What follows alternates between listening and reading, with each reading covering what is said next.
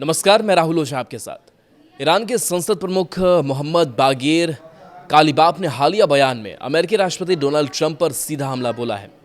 उन्होंने कहा कि ट्रंप युद्ध विराम का उल्लंघन और घेराबंदी कर बातचीत की मेज को समर्पण की मेज में बदलना चाहते हैं या फिर नई जंग का बहाना ढूंढ रहे हैं। कालिबाफ ने साफ चेतावनी दी है कि हम धमकियों की छाया में बातचीत स्वीकार नहीं करेंगे। पिछले 2 हफ्तों में हमने युद्ध क्षेत्र पर नए कार्ड दिखाने की पूरी तैयारी कर ली है। ईरान के विदेश मंत्रालय ने भी यही रुख दोहराया है। उसने कहा है कि तेहरान धमकियों के साए में बात नहीं करेगा। अगर वार्ता विफल हुई तो युद्ध क्षेत्र पर नए कार्ड खोले जाएंगे।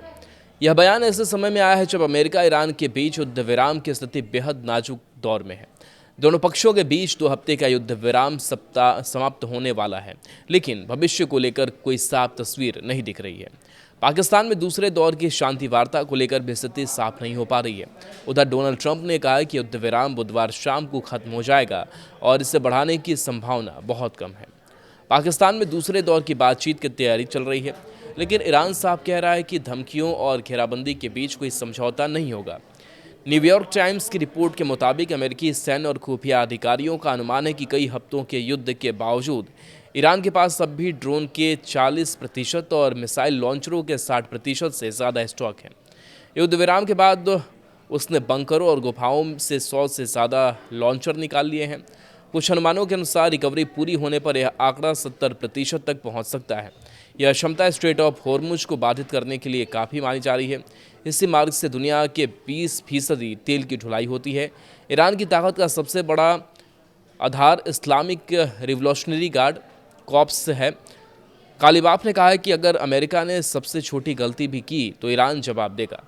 IRGC ने पहले भी अपनी क्षमता की झलक दिखाई है। राज्य मीडिया ने कई बार वीडियो जारी किए हैं जिसमें विशाल अंडरग्राउंड फैसिलिटीज मिसाइल सिटी दिखाई गई है, जहां सुरंगों में सैकड़ों ड्रोन और मिसाइलें एक कतार में खड़ी दिख रही हैं। ट्रक इन सुरंगों से निकलकर हथियार ले जाते दिखे हैं। ये सुविधाएं पहाड़ों के नीचे बनी हैं, जो हवाई हमलों से काफ़ी हद तक सुरक्षित हैं। ईरान सस्ते शाहिद 136 जैसे ड्रोन का बड़े पैमाने पर उत्पादन करता रहा है।